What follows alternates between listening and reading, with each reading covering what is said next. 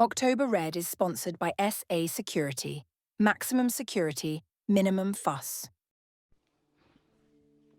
Hey, good morning, good afternoon, good evening, good night. It's Friday morning, and I'd say that it's definitely feeling like September outside. The leaves aren't quite dropping off the trees yet because maybe it's slightly warmer. I think we're running on about 20 degrees, aren't we?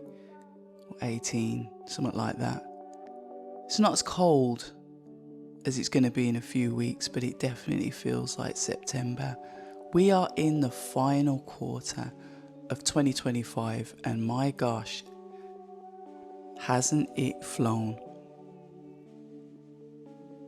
But we're going to talk about boxing because that's what we're here for. I like to try and give you guys something. If I think there's something worth talking about, I'll definitely talk about it.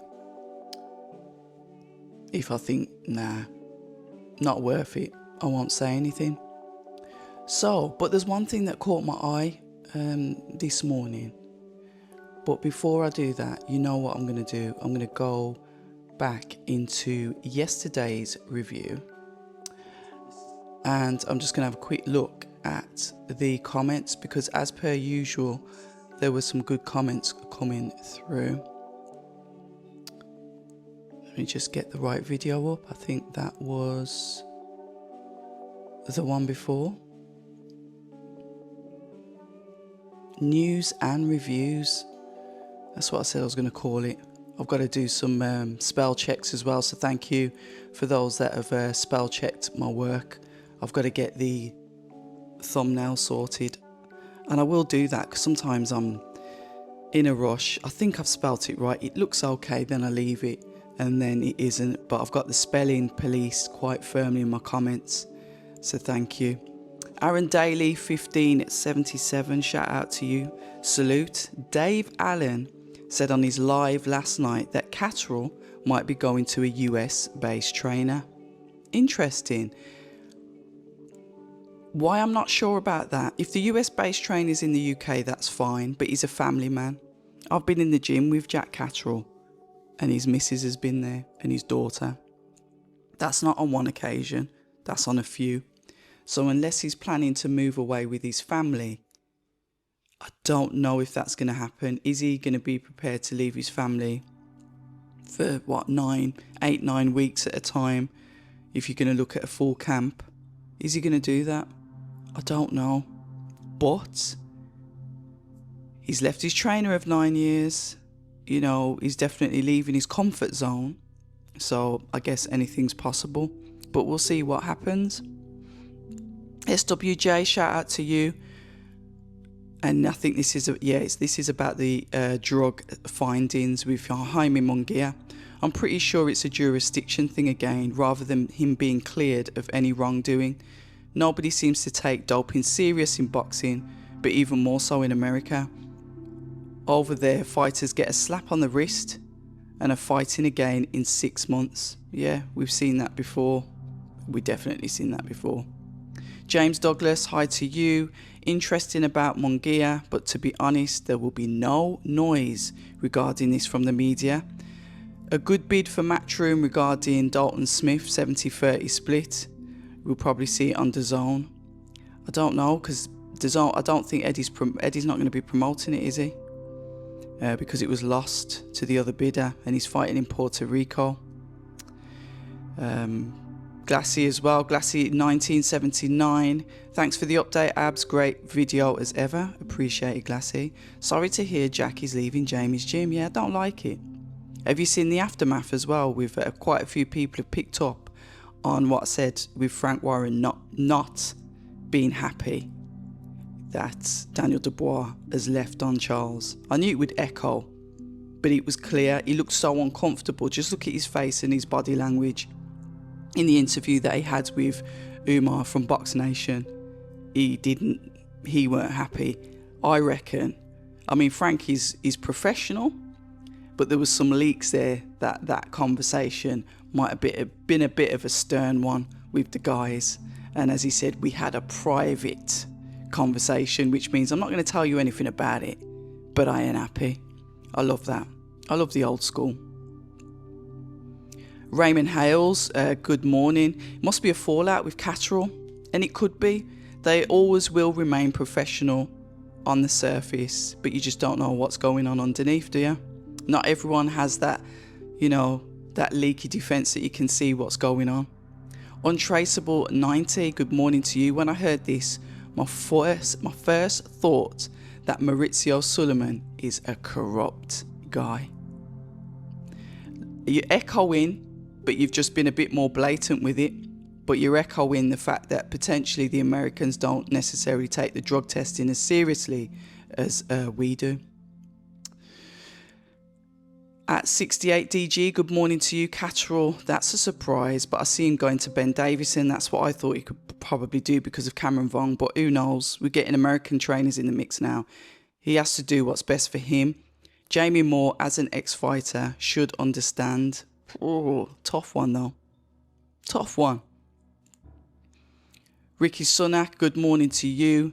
If the Americans put as much passion into their obsession over punch stats and loudmouths, then... No, sorry. Yeah, if the Americans put as much passion into their obsession over punch stats and loudmouths, then they do drug testing. Yeah, makes sense. 68 goes on to say, Frank knows the dad is pulling the strings. It wouldn't be surprised if Daniel goes to TKO. I do not want to hear that. Daniel's made 52 million in Usyk 2 and only Turkey can generate the big bucks. I don't want to see him go to TKO. And there's something that popped up. Where's it gone? There's a fighter, and 68 DG, because you follow the UFC, I think he's just been paid, what was it, 13 million after an ongoing case that's been going on for years that mentions coercion, etc., to do with the UFC. I might do a separate thing with that because obviously we've got the release of TKO. So are they going to learn from these lawsuits? Are they going to put things, or they're just going to tighten up their contracts? I can do a deep dive on that if you want, but that is UFC. So my knowledge around the sport is nowhere near what my knowledge is in boxing. So thank you guys for the comments. I do appreciate them. As you know, I do read them. It's interactive. I pride myself on that. But one thing that's popped up that's a bit weird. Well, it's not weird now, is it? Because we live in the weird and wonderful world of exhibitions. Mike Tyson versus Floyd Mayweather. There's a little bit of a whisper going on that there's a potentially agreed exhibition fight for 2026. I think a promoter that's been linked to it, CSI Sports, say the legends will meet. Big headline, even if it's only an exhibition. And the source for that is all American news, obviously. I don't think the Brits have picked up on it. Would we want to? I don't know. Mike Tyson, how old is he now? And Floyd Mayweather, the same age as me, he's about 47, 48, isn't he? So he's no spring chicken. The weight disparity, I don't know. What is going on? I mean, when, if you're, old like me and in the 90s and there was, I always drift off because I try and paint scenarios in my head. We live in nostalgic times. Now, I was a massive fan of, the 90s R&B. So you've got, Jodeci's. You've got the Genuines, you've got Boys to Men, all of those groups that were, piping hot in the 90s, doing all their dance moves. And, we were all young then. It was great. And then they come back out and they do these tours. And you're still expecting that fresh look from the 90s because your eyes don't really age, do they? You do, but your eyes don't. Your memories carry snapshots in time of what people are like, and then they're doing all these moves and they're just, I've stopped dancing. I used to dance so much. I've stopped it because I'm seeing these guys that were real good movers. Usher as well, back in the 90s, and then they're doing stuff on stage now, and I'm feeling the embarrassment, and I'm nah, I'm not doing this. And I always remember someone used to say to me, I don't want to be that old man up in the nightclub thinking that I'm still in my 20s, looking at the younger ladies, etc. I know I digress, but it's kind of like the same thing with the boxers. They are not what they were, you know, but they live in this like nostalgia where it's like, yeah, we can do it. Just one more tour for the boys, one more tour for the fans. Sometimes it's, you know, Lennox Lewis did it the best, man. He just walked off into the sunset. He's still, you know, on the fringes of boxing, but he is what he is. He's growing older gracefully. He's, you know, he keeps his head in the sport, but it's just that's it. My time's over. Let the young ones do their thing. I'll try and be there. I'll try and help. I'll try and give advice. But he's not trying to be the limelight anymore. It's tough, isn't it? Anyway, I digress. But yeah.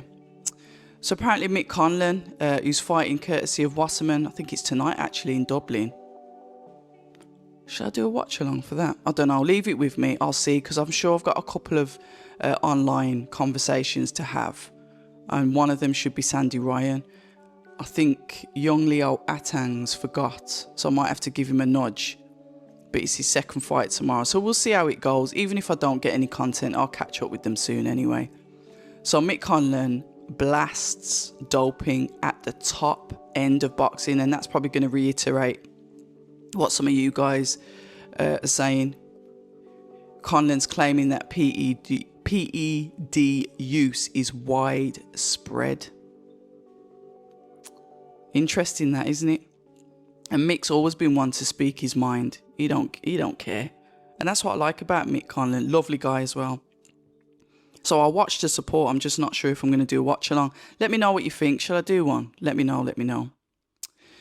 So obviously he's fighting Bateson. And I think we've got Charlie Edwards on the card as well. And that's over in Ireland. The only other thing that I wanted to talk about and go over as well was, well, there's a couple of things to be fair. But Alexander Usyk, he's done his bits. He's become the UK Kingslayer. He's battered everyone in front of him, whether it be on points or stoppage, whatever it is.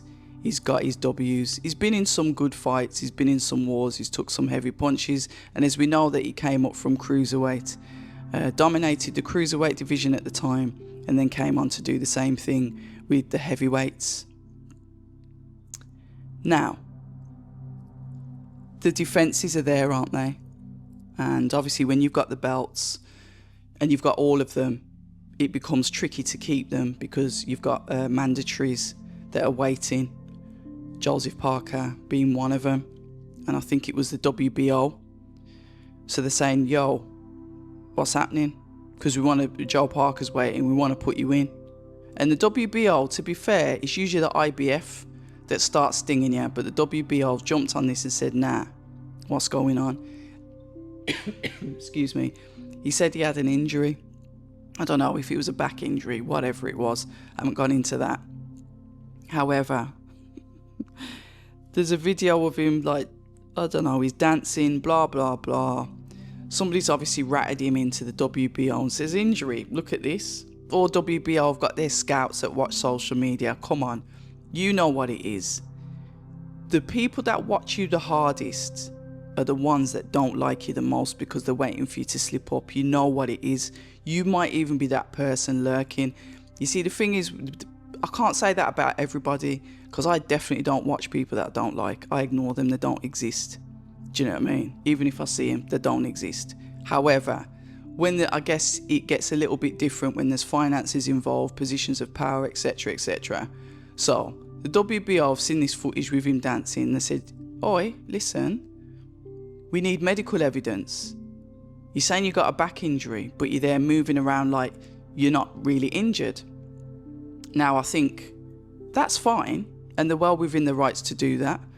Obviously, there's sanctioning fees, there's procedures, there's rules and regulations for holding the belt. You don't just win it. You've got to adhere to rules and regulations. So WBO, well within their rights, have said, provide us some evidence. But what people don't seem to understand is you can have an injury and he might be able to move around and do a bit of dancing, But can he do 12 rounds of punching and ring IQ? He's saying he's not fit to fight. He didn't say he couldn't walk, or he didn't say he's bedbound, or he didn't say he's in a wheelchair, etc., etc. An injury is an injury. You could have a shoulder injury, and you might be able to do bicep curls. So somebody sees you in the gym, doesn't really get the anatomy and think, but they're doing bicep curls, but you can't do a shoulder press, right? So I get it. They're well within their rights to say, look, we need medical evidence. And I think there's probably about a 14-day window, something like that. Don't think it's 28 days where he's got to get back to them with the evidence. And if he comes back and said, there's a doctor's note or there's some scans or whatever, blah, blah, blah, then they can turn around and say, I agree with it, I disagree with it. And what we're going to do is we're going to strip you and we're going to make Joseph Parker like what we'll call, I think it's quite derogatory to call someone a paper champion, isn't it? Email champion. We're going to hand the belt over to the next in charge, which is Joseph Parker, and then whoever he fights, potentially Fabio Wardley, that then turns into a world title shot for the WBO, which I don't know, you debating it, I ain't got a problem with that. If they don't think that his injury's true, they're not happy with the evidence and they strip him, give it to Joseph Parker, or they make it become vacant, even though they'll probably give it to Joseph Parker, but in our eyes it's going to be vacant, isn't it? And him and Fabio fight for it. I ain't got a problem with that. It's good for both of them. It means more money because it's a world championship fight. So they both could do financially well off that if you're looking from a business point of view. And then the opportunities for the winner are going to be really good. Maybe they get to go, maybe Usyk says, nah, I want my belt back, and they get to fight Usyk or whatever. But there is one thing that I don't like when everyone is holding the belts. There are mandatories, voluntaries you can park up, but it holds up the division. It creates this lump that is very hard to get past, and it just blocks everything. So albeit it's nice to have an undisputed champion, it just slows everything down. So whatever happens, I like the fact that it's potentially a short turnaround. You've got the, 14 days, 15 days, whatever it is. I like the fact that it's a short turnaround, because then it gives other people opportunity and it gets the division moving again. So we'll see. I know it's not agreed with Joseph Parker and Fabio Wardley, but I'm going to say the rumours are strong, and that's supposed to be on October the 25th. October's just such an amazing month at London's O2 Arena. So we'll see. Moses Atuma, as you know, is both ranks WBO, WBA number 1. So potentially the winner of Parker Wardley, now young Moses is in the mix. Some people are saying it's way too quick. He's been elevated too quick. And then on the other breath, we want to see him fight someone. We want to see him get hit with, whatever. Whatever Moses does is gonna be wrong, isn't he, in the eyes of some. But he's in that position now, and there's no way in going back down unless he loses. And I'm sure he hasn't got any intention of doing that. And we spoke about Lennox Lewis, and there was an article that I found online, and it basically, Lennox Lewis, the G of the heavyweights that is still with us and still doing good bits, has urged Moses Atuma to refrain from challenging Usyk too soon. Just get better. And I can't argue with Lennox about that. And I think that's right. But like I said, the pressure's there. And I think we'll see what happens next with Moses. But it looks like there might be succumbing to the pressure and trying to navigate his career from the demands of the public. And I don't think they should do that. Just keep building him. Right. So there was that. Opetaia was another one that I wanted to talk about. And shout out to whoever, who was it? I can't remember if it was on X. I don't think it was on YouTube. So shout out whoever was on X that told me about the TalkSport conversation. I was at work all day, so I haven't been looking online. So I picked that up after somebody on X commented. I think it was a boxing page. So shout out to you. I haven't got X up at the moment. Jai Opetaia went on to TalkSport, and he's very frank. And we were talking about him yesterday, weren't we? We were saying what is going on with Jai Opetaia. Yes, he's supposed to fight Sin Cara. Apologies, I don't even know where Sin Cara's ranked. He's definitely not in the top 15 because I don't even think I've heard of him. But I digress. This is the IBF again saying, yo, why aren't you fighting? And quite rightly so, actually, because Jai Opetaia should be fighting. You know what he's doing? He's chasing unifications and being undisputed. It's the only thing he's wanted to do. He's gone on to TalkSport, and straight away they speak about him going up to heavyweight. You can see how angry he was at that. It was almost like, you're not listening to me, are you? I have to fight because I have to keep active. I want the Zurdo Ramirez fight. He's a fighter. He shouldn't want to duck me. He should want to fight me. I want his belt. I want the unifications. I want the belts across the cruiserweight division before I consider anything else. And he was very sharp and straight to the point. You could see that he was getting frustrated. He swears a lot anyway, which obviously with mainstream media, I guess that's going to be a problem. But he's very passionate. And it just seems as if people were trying to dictate what he should do and not really run with the line of what he wants to do. Have a listen to the fighter. Listen to what the fighter... Everyone's got their own ideas in their head of what they want to say to somebody when it comes to media. We all have, I do. But what I try and do is listen to what the fighters are saying. If there's anything to contradict it, yes, I will bring that in. Yes, I will bring my own opinions in. But at the end of the day, listen to what the fighter's saying. He wants to have unifications.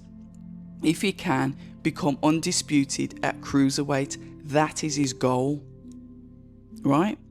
So in the same breath, he was saying he wants to fight Sin Cara. Then he said he wants to fight Chris Billam-Smith on the Eubank Jr. Ben 2 card, which is impossible with the timelines. And the way that boxing is at the moment, because he's have to fight Sin Cara next week, which is not going to happen. So we know, because we spoke about this yesterday, that the purse bids was cancelled. Now this could mean, it just depends on the wording, how you look at the wording. A deal has been struck between the two. That doesn't necessarily mean a deal has been struck between the two for them to fight. That could be a deal has been struck between the two for him to step aside, for him to fight Chris Billam-Smith because he's chasing Zurdo Ramirez, who obviously fought Chris Billam-Smith and Chris Billam-Smith lost. Right?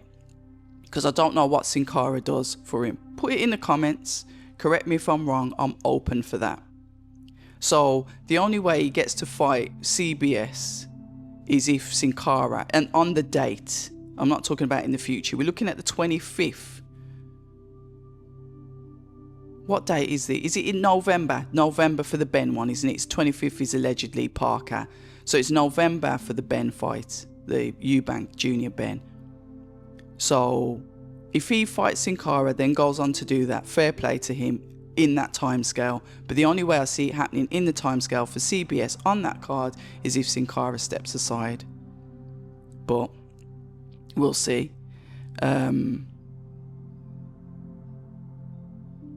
Right, scheduled for December, the Eubank Jr. undercard. I thought it was November. I stand corrected, but we'll see. We will see, because he's supposed to be fighting Sin Cara in Australia. I can't see it working unless he steps aside, but we'll see what happens there. Interesting times. Let me just have a quick look and see if anything else has popped up on X while we've been online.